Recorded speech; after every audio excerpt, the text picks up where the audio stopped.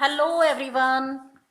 Welcome to your business studies class and topic is very interesting, that is marketing management. The topic which is very lively and related to our daily life. Every day when you wake up in the morning, you start using the products like toothbrush, toothpaste, bathing soap, oil, etc. Until the late night, till you go to the bed, you are using many type of products which you have purchased from the market. Maybe you are producer or manufacturer of any one or two of them, but other than you are using all the products from the market, and that this chapter is related with the products. How do they come to you? How do the products are manufactured and they satisfy our daily needs? It is totally related with that. So first of all, let's start with the meaning of marketing management.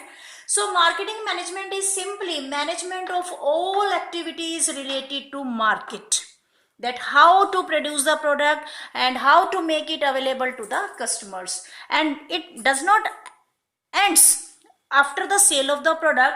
It remains continue even after the selling. We will see how it remains continue. And marketing management also includes satisfaction of consumer. That is the basic purpose of marketing. It means producer it doesn't mean that producer will make whatever he wants to produce. He has to produce the product. He has to manufacture the product by keeping in mind consumer satisfaction, that how we can satisfy, how the product can give maximum satisfaction to the consumer. By keeping in mind these things, product is manufactured and offered to the customers. The third is, it starts before production. It means simply we don't start production, but before producing the goods, we have to go through a long study, research in the market, that what type of product a consumer is asking. And even it continues after selling. Not only after the selling of product it accomplished, because it always remains continue even after selling the product. You must have seen many producers, many manufacturers provide after sale services, warranty period, etc. So in that sense, marketing remains continue after selling also. So let's start with the marketing management philosophies, that how as the time is changing from the very beginning until today, in present scenario this philosophy is being followed.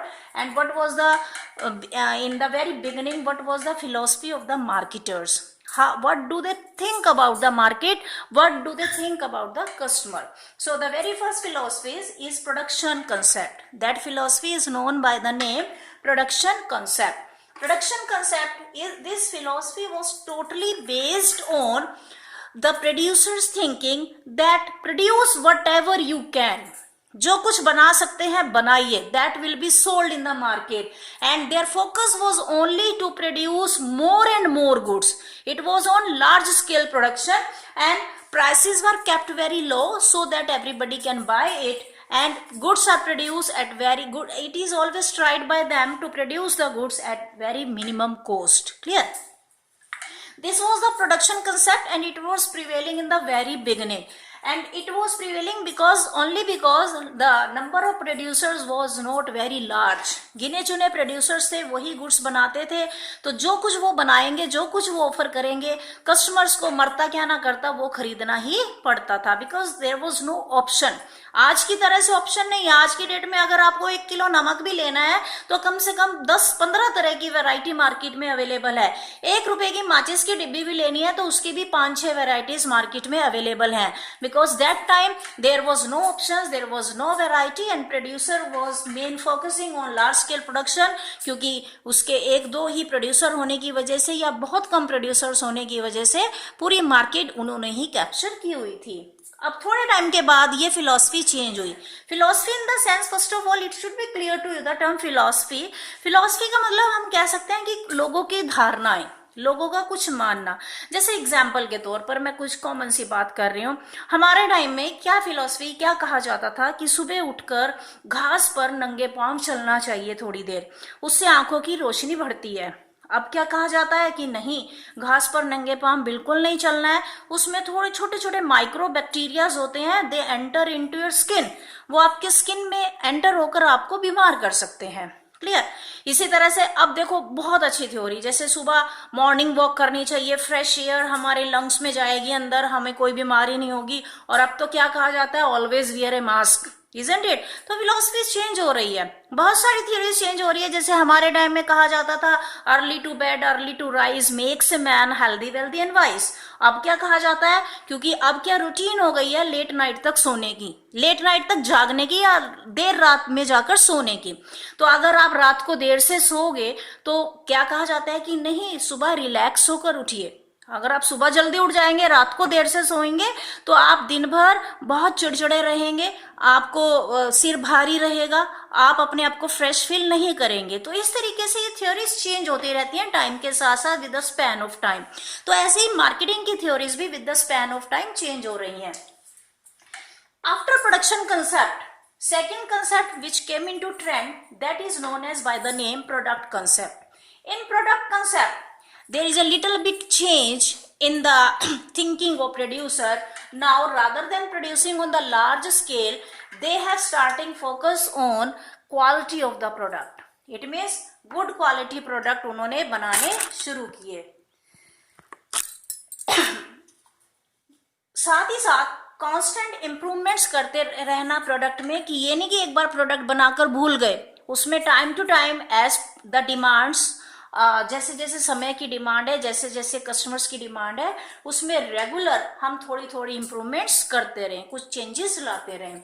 And some extra features are added in the product. जो यहाँ product बन रहे थे, एक trendy एक घिसा पिटा product चला आ रहा था, उसमें हमने कुछ और फीचर्स डाले, कुछ और उसमें क्वालिटीज डाली, जैसे कलर्स चेंज कर दिए, वेराइटीज दे दी, साइजेस दे दिए अलग अलग हमने, और उसमें अलग अलग यू कैन से, जैसे मान लीजिए शैम्पू है, यहाँ पर मान लीजिए एक ही तरह का शैम्पू बन रहा था, यहाँ हमने for dry hair, for oily hairs, for normal hairs, इस तरह से अलग थोड़ी सी हमने क्वालिटी बना दी, थोड़े से स्टैंडर्ड्स बना दिए, अपने प्रोडक्ट में थोड़ी सी इंप्रूवमेंट्स कर दी। क्लियर। जैसे मान लीजिए एक यहाँ पर एक तरह के अंकल चिप्स बन रहे थे, अब हमने यहाँ अलग अलग फ्लेवर के, गार्लिक में है, अनियन में है, या प्लेन है, इस तरह से कुछ वैरायटी डाल दी।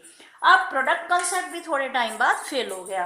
Third concept came in the trend, that is selling concept. Now selling concept में क्या हुआ, प्रोड्यूसर रियलाइज्ड कि सिर्फ अच्छी क्वालिटी का प्रोडक्ट बनाने से बात नहीं बनेगी, प्रोडक्ट नहीं बिकेगा, आप कितने भी इंप्रूवमेंट्स कर लीजिए अपने प्रोडक्ट में, अनटिल एंड अनलेस कस्टमर्स को आपके प्रोडक्ट के बारे में, आपकी वेराइटीज के बारे में, कि क्या क्या रेंज इस प्रोडक्ट की मार्केट में अवेलेबल है, उसे पता नहीं चलेगा।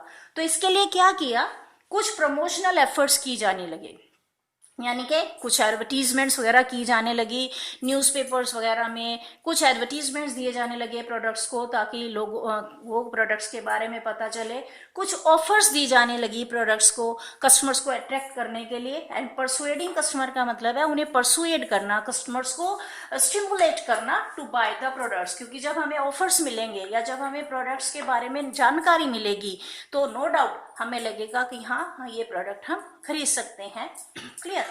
अब सेलिंग कॉन्सेप्ट के बाद नया कॉन्सेप्ट आया मार्केट में, मार्केटिंग कॉन्सेप्ट। मार्केटिंग कॉन्सेप्ट में क्या हुआ, कस्टमर्स की नीड को आइडेंटिफाई किया गया, कस्टमर को उनकी जरूरतों के बारे में बताया गया, और उन्हें सेटिस्फेक्शन, द मेन थिंग, सबसे मेन इंपॉर्टेंट चीज क्या थी यहाँ पर, कि प्रोडक्ट ऐसा हो जो कस्टमर को सेटिस्फाई करे, कस्टमर को प्रोडक्ट खरीदने के बाद अपनी परचेज पर पछतावा ना हो, रिग्रेट ना हो। आइडेंटिफाई नीड का मतलब क्या है, फॉर एग्जाम्पल जैसे वाटर प्यूरिफायर इंडिया में कौन लाया, Eureka Forbes. The credit goes to Eureka Forbes to bring the water purifiers, and Aquaguard के नाम से आए थे इनके सबसे पहले। And you can say these vacuum cleaners, these are brought in India by the Eureka Forbes company only।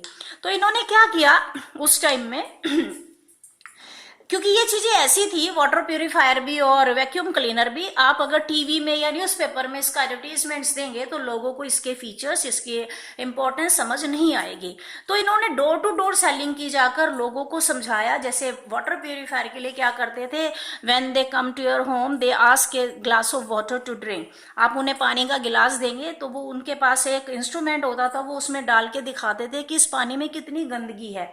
Otherwise उससे पहले तक तो हम ये सोच रहे हैं कि हम तो बिल्कुल सही पानी पी रहे हैं, लेकिन जब उन्होंने उस पानी में गंदगी का लेवल दिखाया तो हमें लगा ओहो ये तो बहुत इंपॉर्टेंट चीज है, हमारी एक नीड आइडेंटिफाई हुई क्योंकि सारी बीमारियां पानी से शुरू होती हैं। तो हमें लगा हाँ हमारा बच्चा बीमार रहता है या हमारे पेट में दर्द रहता है या रहता है, शायद इसी वजह से है क्योंकि पीने का पानी शुद्ध नहीं है। तो हमने अपनी नीड को आइडेंटिफाई किया, पता लगाया, जो नीड्स हमें खुद ही नहीं पता थी अभी तक कि हाँ हमें प्योरीफायर की जरूरत है, वो कंपनी ने हमें बताया, हमने फिर उसके लगाया और उसके बाद really every customer is satisfied with the water purifier. आज की डेट में तो बहुत नए नए तरह के प्योरीफायर्स मार्केट में अवेलेबल हैं। अब कुछ टाइम के बाद ये थ्योरी भी फेल होनी शुरू हो गई। अब लेटेस्ट जो प्रिवेलिंग थ्योरी है मार्केट में वो है सोसाइटल मार्केटिंग कॉन्सेप्ट। कुछ नहीं है, this is the mixture of marketing and the social welfare. Class 11th की बिजनेस स्टडीज में आपने एक चैप्टर पढ़ा है social welfare responsibilities and business ethics. तो उन दोनों का मिक्सचर है ये वाला कॉन्सेप्ट, यानी कि ये सारी फीचर्स तो है ही है उसमें। हमने कस्टमर को भी सेटिस्फाई करना है, उसकी नीड्स को सेटिस्फाई करना है, लेकिन साथ साथ हमने सोशल वेलफेयर को भी ध्यान में रखना है। हमने कोई ऐसी एक्टिविटी नहीं करनी है जो एंटी सोशल हो जाए, जिससे समाज में या लोगों को या कस्टमर्स को कोई नुकसान उठाना पड़े। और साथ ही साथ हमने बिजनेस एथिक्स का भी ध्यान रखना है कि हम reasonable rate of profit earn करें and by providing the good quality products to the customers. Social welfare like time to time हम कुछ जैसे कभी कभी कुछ ऐसे डिजास्टर्स आ जाते हैं, तो बहुत सारे बड़े बड़े बिजनेस जो ऑर्गेनाइजेशंस हैं, इवन जिन्हें हम कहेंगे कॉर्पोरेट सेक्टर है जो हमारा, ये बहुत ज्यादा पैसा खर्च करते हैं। जैसे केदारनाथ में एक ट्रेजेडी हुई थी, है ना, पानी का जो सैलाब आया था, उसमें जो विप्रो कंपनी है उसने कई करोड़ रुपए पूरे साल में, विप्रो ने एक साल में 434 करोड़ रुपए डोनेट किए थे, चैरिटी में दिए थे। इसी तरीके से बहुत अभी आपने देखा है कोरोना में कितने बड़े बड़े कॉरपोरेट सेक्टर्स ने कितना ज्यादा इस कोरोना महामारी से जूझने के लिए कंट्रीब्यूट किया है। तो वो हमारा सोसाइटल कंसेप्ट हो गया रिलेटेड विद सोशल वेलफेयर। तो बहुत सारे बिजनेस हैं, जैसे कोई पार्क बनवा देता है बच्चों के लिए, किसी ने कुछ फ्री मेडिसिन डिस्ट्रीब्यूट करा दी, इस तरह की किसी ने कोई मेडिकल कैंप लगवा दिया, इस तरह की बहुत सारी एक्टिविटीज बिजनेस सेक्टर करता रहता है। तो this is the combination of marketing as well as social welfare and this is still prevailing. जैसे आजकल इको फ्रेंडली का है, ठीक, इको फ्रेंडली प्रोडक्ट्स बहुत सारे बिजनेस बना रहे हैं जिसमें कि हमारी जो एनवायरनमेंट है उसे कोई नुकसान ना हो। आप ये कुरकुरे चिप्स वगैरह खाते हो, आप कभी देखना इसकी डिटेल्स आप लोग पढ़ते नहीं हैं। उसमें एक डस्टबिन बना हुआ होता है, एक पिक्चर बनी होती है, स्केच बना होता है इनफैक्ट, और उसमें लिखा होता है डू नॉट लिटर, यानी कि खाने के बाद इस रैपर को इधर उधर ना फेंके क्योंकि ये पॉल्यूशन बढ़ाएगा। क्लियर, उसको डस्टबिन में डालें। तो इस तरह से हम कस्टमर्स को कुछ एथिक्स भी सिखा रहे हैं। आईटीसी कंपनी है, आईटीसी कंपनी का आप कोई भी प्रोडक्ट खरीदेंगे उसको डिटेल में पढ़िए, उसमें दी होती है। मेनली आप स्टेशनरी तो खरीदते हैं, तो उसका रजिस्टर का लास्ट पेज देखिए बेटा आप, उस पर लिखा होता है whensoever you buy any product of our company, ₹1 from sale of each and every product we donate for the education of tribal area children. वो बच्चे जो स्कूल नहीं जा सकते किसी वजह से, जो बहुत सारे रिमोट एरियाज में रह रहे हैं, तो उनको वहाँ एजुकेशन प्रोवाइड करने में आपकी हर परचेज में से, कंपनी की हर सेल में से ₹1 उन लोग बच्चों की एजुकेशन के लिए वो कंपनी डोनेट कर देती है। तो in this sense they are earning profit as well as they are doing social welfare and fulfilling their business ethics. तो ये 5 मैनेजमेंट फिलॉसफीज थी जो टाइम के साथ साथ 1 by 1 करके चेंज होती रही, लेकिन ये प्रिवेलिंग है, it is still in trend. ये वाली पॉलिसी पर, ये वाली फिलोसफी पर आज का बिजनेस काम कर रहा है। So that's all for today students, have a good day.